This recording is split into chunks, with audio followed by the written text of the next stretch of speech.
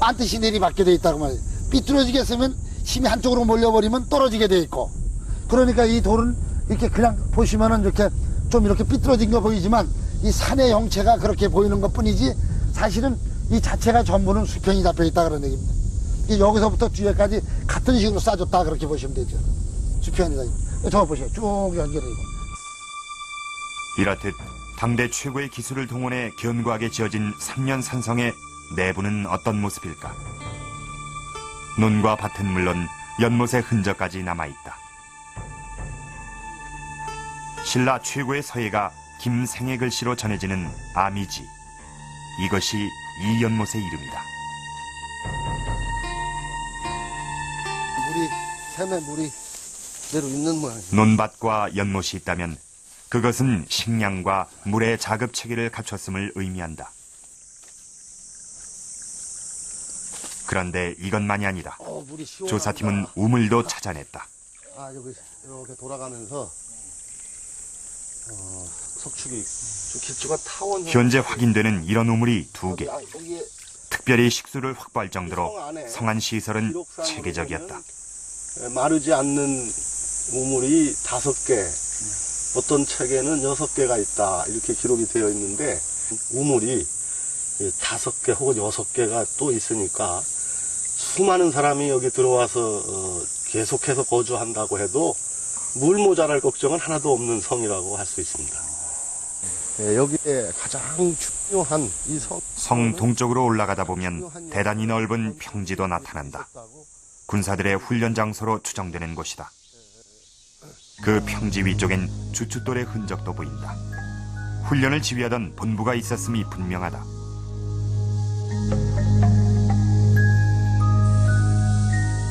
이 건물터 주변에선 지금까지 많은 기와편들이 발견되고 있다. 그런데 이런 파편 중 삼국시대 것으론 유일하게 신라 것만이 출토되고 있다.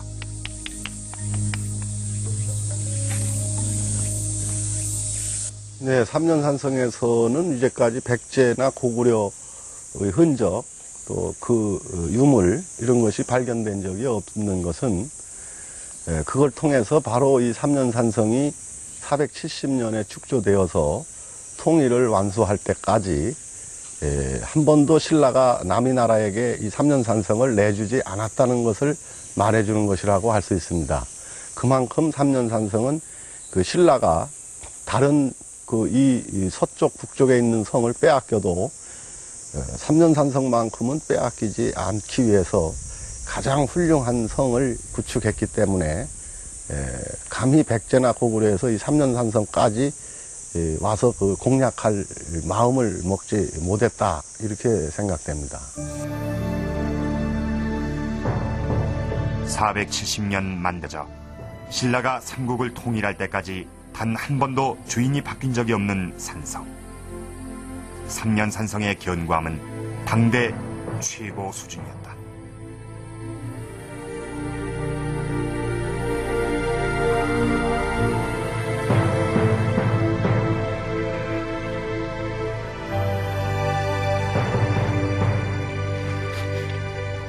이 돌이 바로 삼년산성을 쌓을 때 바로 그 돌입니다. 상당히 무겁군요.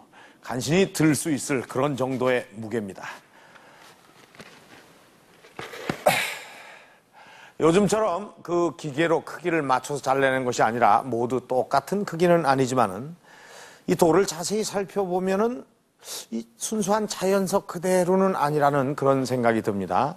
위아래가 평평하고 또 정교하게 잘라낸 흔적이 있는 것으로 봐서 이 크기를 맞추기 위해서 사람 손을 거쳤다는 얘기입니다. 이 성벽에는 이런 돌이 1000만 개 정도가 사용됐다고 합니다. 이것은 8톤 트럭으로 25,000대분의 분량입니다. 이 돌 하나만 보더라도 이 성을 만드는 일이 대역사였다는 것을 알 수가 있습니다. 이 성이 만들어진 것이 5세기 후반, 이때는 신라가 경주를 중심으로 이제 막 체제를 정비하고 주변의 숱한 부족 국가를 통합해가는 그런 과정에 있었습니다.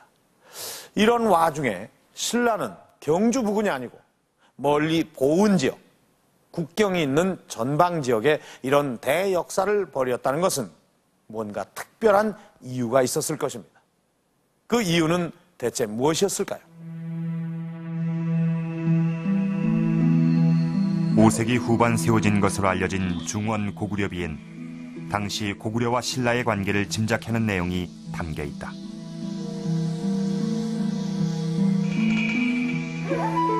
고구려군의 지휘관이 신라의 관리로 임명될 정도로 신라는 고구려의 복속국가 상태였다. 또한 경주에서 발굴된 호우총에는 광개토 대왕을 추모하는 제기도 나왔다.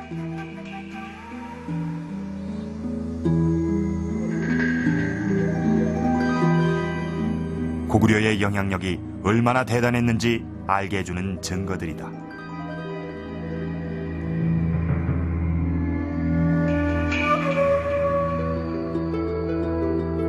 삼국사기에 따르면 당시 고구려는 신라 내무랑의 아들을 인질로 잡고 본격적인 내정 간섭을 실시하고 있었다.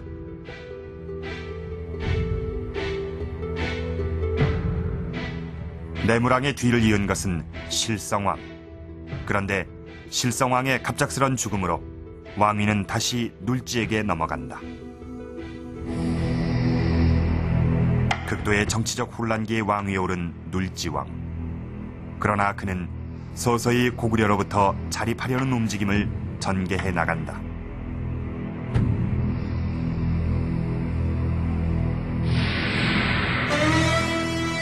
그 신호탄이 바로 실직성 사건이다. 신라인이 고구려군의 장수를 살해한 것이다. 그것은 고구려에 대한 중대한 도전이었다.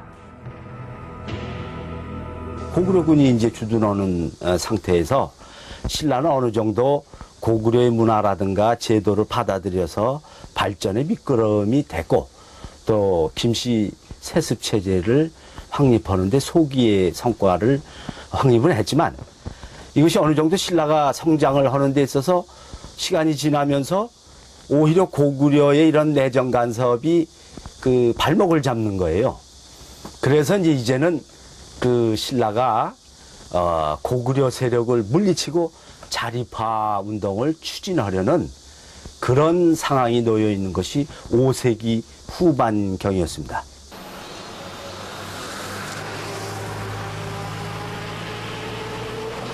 이때 신라가 택한 방법은 백제와 협력하는 일이었다. 군사적 열세에 놓여있던 신라가 고구려에 대항하기 위해선 백제의 도움이 필요했던 것이다.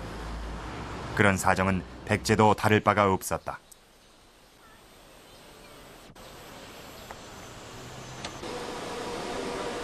당시 백제는 고구려의 공격으로 한성을 빼앗기고 수도를 웅진으로 옮기는 국가적 위기 상황에 처해 있었다.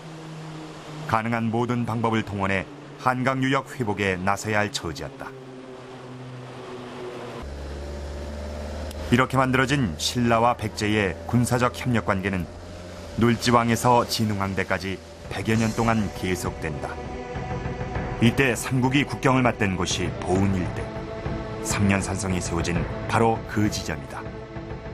보은을 중심으로 해가지고 삼국의 그 세력 관계를 보게 될 것 같으면은 고구려 전성시대에는 바로 이 북쪽으로는 고구려가 있었고, 그 다음에 이제 서쪽으로는 백제, 동쪽으로는 신라, 남쪽으로는 가야 지역입니다.